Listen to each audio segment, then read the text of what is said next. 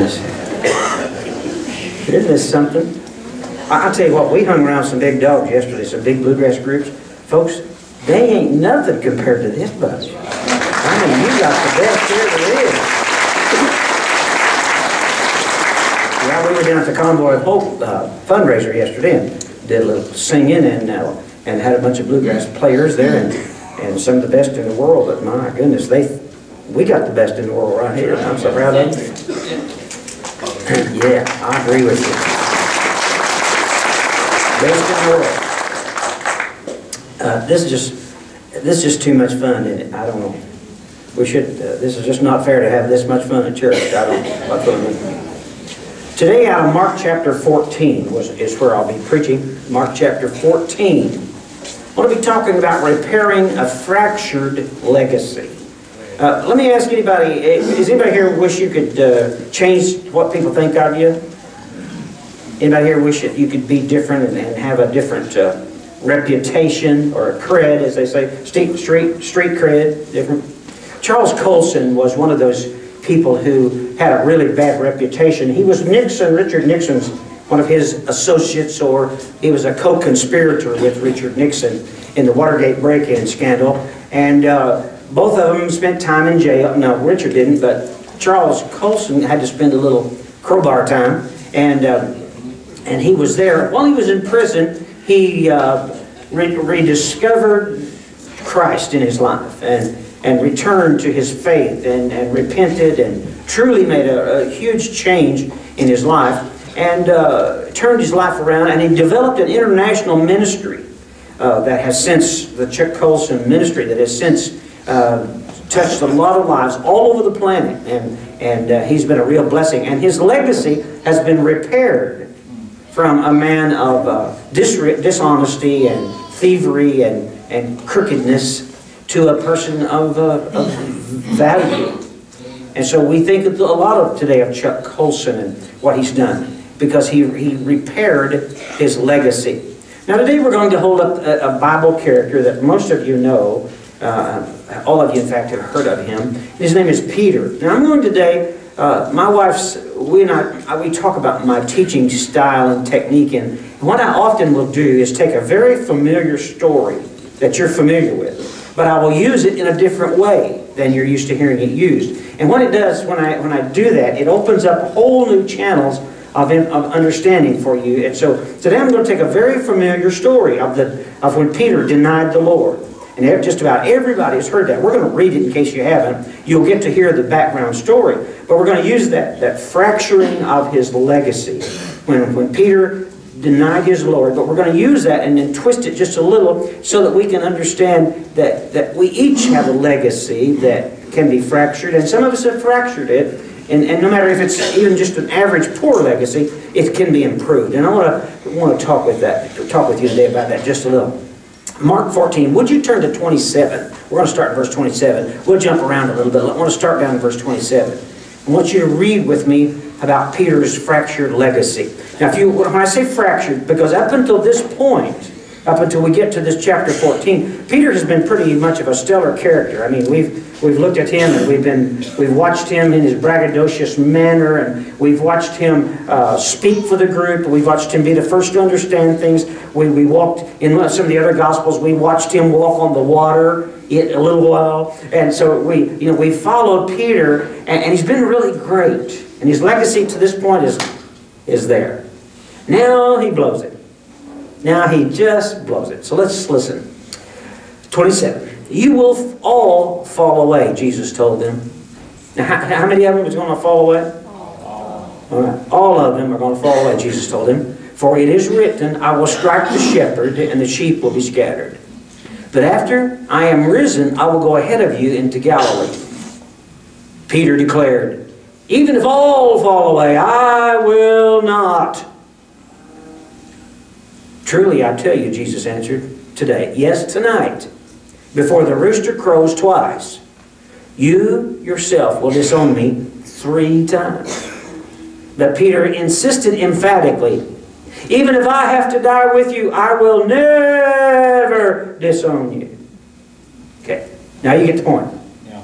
Now you know where we are. Okay. Let's keep going. He had good intention. He didn't intend to deny his Lord. He intended to keep his legacy stellar and pure and clean right to the very end. He intended to do so. But something happened. All of the followers are about to be scattered. Every one of them. Not just Peter. And as we read down through this today, you're going to hear things like, and they all did the same. And they all hit. In other words, it's not just Peter, but we're going to use him today to sort of draw a picture around his life to teach us something that we might want to hear today. Most people want to be remembered as a good person. I'm not mad at anybody that didn't want to be remembered as a good person. Now, there are probably some scallywags that are so mean and ornery, they just, you know, they really rather don't care. But I haven't met many of them. No. You may have. But most people really would like to be remembered as a good person. And that can be changed no matter how you've messed it up. Now, I'm going to say it again. No matter how you've messed it up, from this point on, you can change it. Well, yeah. And if you've got one day left on this planet, one day, see, you can change your legacy and be remembered totally differently. I'm not saying don't forget all the bad stuff, but what you will truly be remembered for can be changed. So how do I get it fixed? How do I fracture a broken legacy? How do I do that? Let's go now and see what's going on. Verse 32. Verse 32. I guess I want to say it like this. Wake up to what's going on around you and start caring for people. Truly, truly caring. But you have to wake up to what's going on around you. You won't be able to repair your legacy unless you sort of come to. You see, we kind of get in our little dull, little numbing life routine. And we don't see the changes that are necessary in our lives. And so I'm going to show you some guys today that were standing at the point of one of the most important nights in the history of human existence on planet Earth. And their numbing routine just overwhelmed them. And they went to sleep in the middle of one of the most dramatic events the Bible has to show us. And so I'm saying, wake up and start really caring for those around you. Verse 32. They went to a place called Gethsemane. And Jesus said to his disciples, sit here while I pray. He took Peter, James, and John along with him and began to be deeply distressed and troubled. Okay, let me unpack this. We're going to pick up at 34. They went to the Garden of Gethsemane. And he said to all of the followers of him who were there. Now, there were more than 12. There were maybe 100. We don't know. But a lot of people had gone with him up to the Garden of Gethsemane. And so he said, and he set them all down. He said, sit down here. Sit here while I pray. And so they all sat down in the Garden of Gethsemane. A beautiful night. A beautiful park-like garden. Comfortable. You could just take a small blanket and throw over you and have a very comfortable way to spend the night. So they all did that. They kind of spread out under the olive trees, and they all just sort of spent the night there. Then Jesus took 3 with him, and they went further into the garden, further away from the others. And they began to pray as an inner circle of prayers. That's where we pick up verse 34. My soul is overwhelmed with sorrow to the point of death, he said to them. Stay here and keep watch. Now, verse 35. Going a little farther. Now you see where, I want you to get this picture. He left a whole bunch of people here. He took a few with him, and he put them here. And then he went on a little farther, all by himself. Okay, you got the picture? That's how this is stacking out. Verse 35. Going a little farther, he fell to the ground and prayed that if possible the hour might pass from him. Verse 36.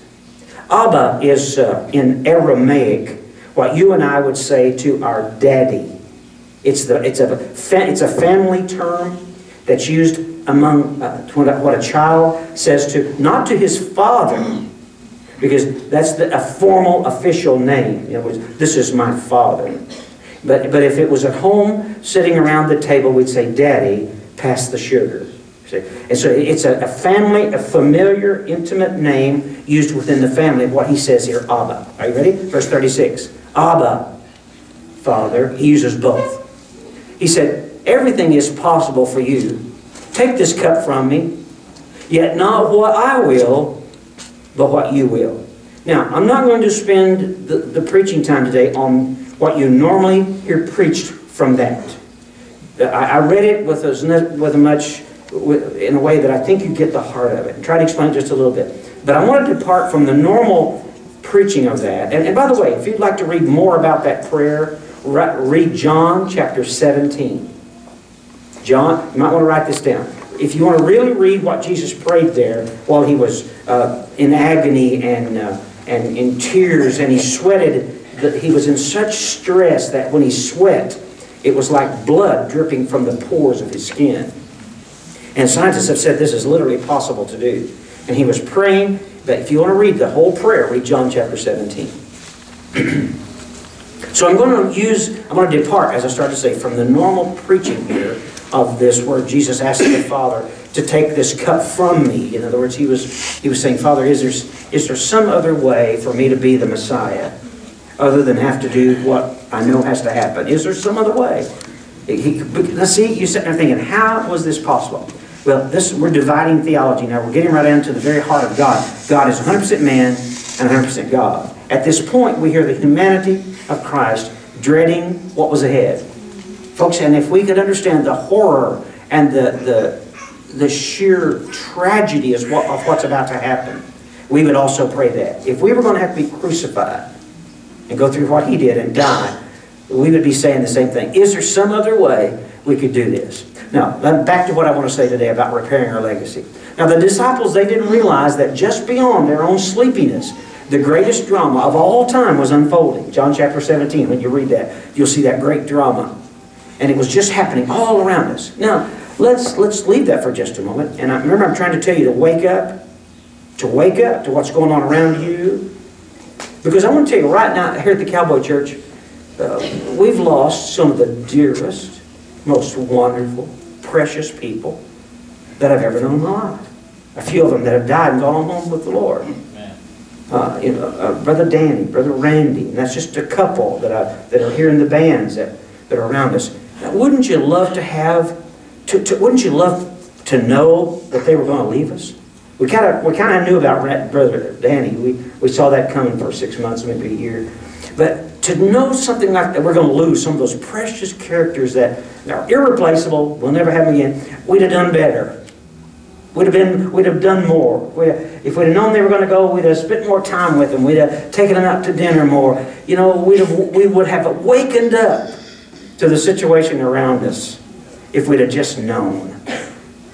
And I'm saying sometimes we just kind of get numb to sleep, and we don't realize that right around us are some of the most wonderful possible opportunities to wake up and truly appreciate each other. So let's wake up and see what can be done. Appreciate the importance of each day and every opportunity, and take full advantage of it, and just don't sleep through your life. Don't just get in a comfortable rut and go through it, because there's a lot of precious, wonderful people right around you that you can appreciate and love and add great value to them and to you too. All right, so first thing I want to say today is wake up and really start loving and caring for those people around you. Then I want you to look at verse 37. And I want you to begin to be honest about your weaknesses. If you want to repair your legacy, you have to wake up and love people. Start really caring about them. The second thing is, you're going to have to get honest with yourself about some of the things about you. Wake up, but then get honest. You have weaknesses. Does that shock you? I mean, are you amazed at that? I mean, some of you thought you were Superman, right? 10 foot tall and bulletproof, never made a mistake. No, you're not. You have weaknesses. We all have failures and weaknesses. And when you start recognizing them, let's read verse 37. Then he returned to his disciples. Now get this. Remember where they were. Big group here, little group here. Then he returned to his disciples, and he found them sleeping. Simon, he said to Peter, are you asleep? Couldn't you keep watch for 1 hour? Now when you read John chapter 17, you'll understand the drama that Jesus was going through. I mean, you'll understand what he was dealing with. He just woke up from this unspeakable, emotional prayer that he's been talking to the Father. He is the Father, but he's been talking, he's been praying. He just wakes up from this, and let's just say the noise level here, in this emotional noise level at this point was 1,000%, even though we know it can't go past 100. I mean, everything imaginable was going on right here. He walks 10 steps back or whatever, and they're asleep. The noise level is 0, except for snoring. Are you with me? I mean, huge emotion. I want you to notice the surprise almost, the shock in Jesus' voice. Couldn't you keep watch for 1 hour? Watch and pray so that you will not fall into temptation. And then Jesus says these words. The spirit is willing, but the flesh is weak. Yeah. So that's what I want to tell you today. You are capable of tremendous, wonderful things, but you're also capable of very human things. You're capable of it. So we need to be careful about and be honest with ourselves. Verse 39. Once more, he went away and prayed the same thing. When he came back, he again found them sleeping because their eyes were heavy. They did not know what to say to him. Returning the third time, he said to them, are you still sleeping and resting? Enough. The hour has come. Look, the Son of Man is delivered into the hands of sinners. Arise, let us go. Here comes my betrayers. Did you see that? You can just see him. Catch the drama. He said, well, it doesn't matter now. It doesn't matter now. Go back to sleep. It doesn't matter. Enough's enough. Here they come. It's over. Okay, I want you to get that. Now, the drama that had taken the toll on the disciples that week, I'm sure it was intense. You've had those intense, dramatic-filled weeks when you've been going through at this great festival around the temple, and there's been this interplay between the Jewish people trying to kill Jesus and the crowds wanting to know him and get and understand him, and this drama. The disciples have been there trying to be front men and security and all that, and they're doing everything they can, and I'm sure they're tired. I imagine when the night gets there, they are ready for a little snooze. I love to get home after a full day and take my boots off. You know what I'm saying? And do a little mechanic work on my recliner. You know, put a rear in my recliner. But they needed sleep, and I want to tell you today, you're not perfect either. You're going to make mistakes. You will. So stop kicking yourself around. I guess what I want to say to Peter, James, and John is, it's okay, guys. I mean, stop kicking yourself around. You're just human. Legacies are not healed if you're living in denial. If you are always mad at yourself, you can't ever forgive yourself, you're always kicking yourself around, you'll never get that legacy healed. So you've got to get honest with yourself and about your weaknesses, because you have the potential to fail. But if you don't forgive yourself, you won't get past it. Now the third thing I want to say today, we pick up in verse 43. This is the story, and I'll read it here in just a moment, of the actual betrayal. When the people who are coming to get Jesus, when they get up to the Garden of Gethsemane, then when they arrive there, they're armed with swords and clubs, and they come to get Jesus, but they can't find him. There's no street lights up there, okay? It's dark, it's night. Maybe a moonlight, we don't know about the stars, we don't know what kind of light was there. But they came in and they couldn't find him, so Judas betrays Jesus by kissing him on the cheek. And when Judas does that, they grab him because they know that's the one, because they've made this deal with Judas. Let's read it. Just as he was speaking, Judas, one of the 12, appeared. With him was a crowd armed with swords and clubs, sent from the chief priests, the teachers of the law, and the elders. Now who sent them? The Jewish leadership. So who are these people? These aren't Romans. These are Jews. This is a Jewish army. This is Jewish army people who are coming up there. Not Romans, this is Jewish. Get that. Verse 42. Now the betrayer had arranged a signal with them. The one I kiss is the man arrest. Arrest him and lead him away under guard. Going at once to Jesus, Judas said, Rabbi. So in other words, he walked up to Jesus and he said, my pastor, or my teacher, my old friend that I've loved and learned from. Rabbi was an official term for a pastor, sort of like. So he said, Rabbi, and he kissed him. The men seized Jesus and arrested him. Here's what I want to say, number 3. Protect the people in your life. If you want to repair your legacy, start with the people right around you. Don't worry about 2 and 3 removed. Fix it close. Protect the people in your life instead of turning on them. You have a choice. You can turn on them and destroy them, hurt them or you can love them. Now, if your legacy is ever going to be repaired, it has to start with the first-degree relationships.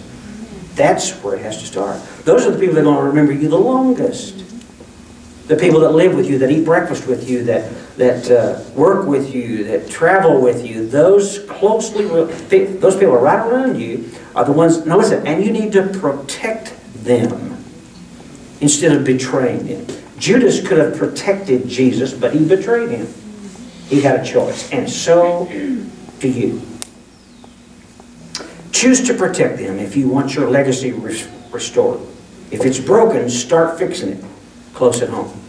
The next thing we notice here is an interesting. Now we're going to get some really. Let me take off my preacher hat. Just I won't put on my teacher hat. Some of the things that give a lot of that argue for the honesty and the authenticity of this writing as accurate come now in the incidentals, the things that don't necessarily need to be in here to make the story work. When we hear these little odds and ends, it adds a lot of credibility to what we're hearing. This really happened like this. In other words, they couldn't make this stuff up. You understand? This stuff is so unique, it couldn't be made up. Verse 47. Then one of those standing near drew his sword and struck the servant of the high priest, cutting off his ear. Now, the people who write the gospel stories often don't put their names in. They'll never say, this is so-and-so, because they under humility of the authorship. Remember I told you all the time that Peter is one of the minds behind the book of Mark? All right, I'm going to tell you right now that it was Peter who took out his sword and cut off the servant of the high priest's ear. And this is Peter. He doesn't call himself by name here. But what does he say? Then one of those standing near. But if we read the other Gospels, we realize it was Peter who pulled out his sword and cut off the ear. Now this is kind of funny, but I want you to notice, how would you cut off somebody's ear? With a sword? The only way you could do it is if he was ducking pretty hard. Like that, right? He was taking a whack at his neck, and the guy ducked, and there went the ear. Think about it. How else would you cut off a guy's ear? You come here, man. Hold on, because you. It wouldn't have been like that, would it? It was a whack, a sideways whack like that, and the guy ducks like that, and there goes the ear. Okay, I want you to get that.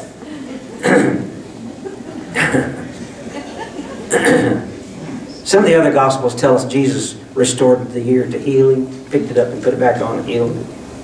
And then he chewed Peter out. In the other Gospels it says, Peter, put up your sword. Put up your sword. I didn't come here to fight. We came here to do other things. So fractured legacies don't get better when people continue to strike out in anger. Let me say it again now. Never, if you want to fix your legacy, fix your anger. Never strike out in anger again. You will, listen to me, I don't know how to say this. You will never like yourself as you could if you don't get a hold of your anger. When you flash out and do things out of being rambunctious, without thinking through, when you do things spur of the moment in anger like that, you almost always will hurt your legacy. You got to deal with that. You got to deal with your anger. Because when you strike out, you're not going to fix it. One of the ways to fix it is to start dealing with your impulses, with your anger. Don't strike out in anger. And then make every day count.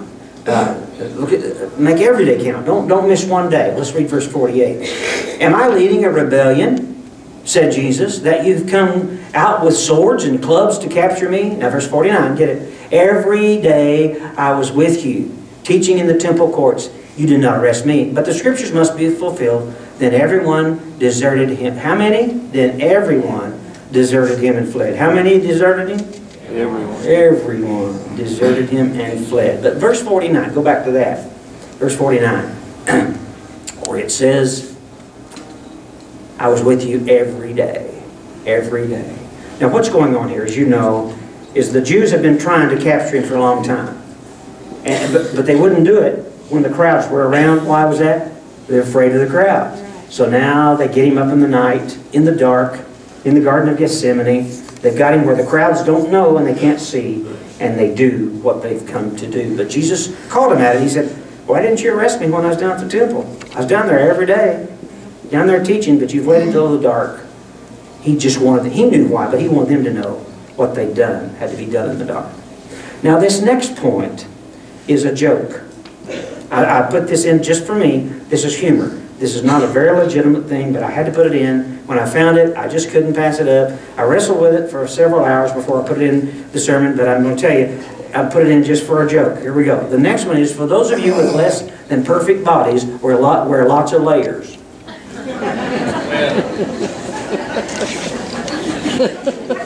Now, if I stand up here this morning and all my clothes fall off, my legacy would be ruined. Amen? Amen. I know you think I lift weights all the time. But I just want you to know. And when I read verse 451, you're going to see where I had to put this in there as humor. Verse 51. A young man wearing nothing but a linen garment. What was he doing up there in his underwear anyway? I don't know. Different time, different culture, different place. But maybe he'd taken his outer clothes off to take a nap. I don't know. For the night. Maybe he didn't want to sleep with his blue jeans on. But here he was in his underwear, up there late at night with Jesus praying. Okay? A young man wearing nothing but a linen garment was following Jesus, and when they seized him, he fled naked, leaving his garments behind. Don't you see what happened? They grabbed him by the shirt, he took off running, and just left them the shirt.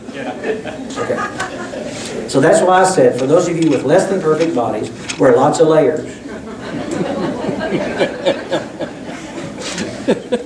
Have you heard the country song, Tequila Makes Her Clothes Fall Off?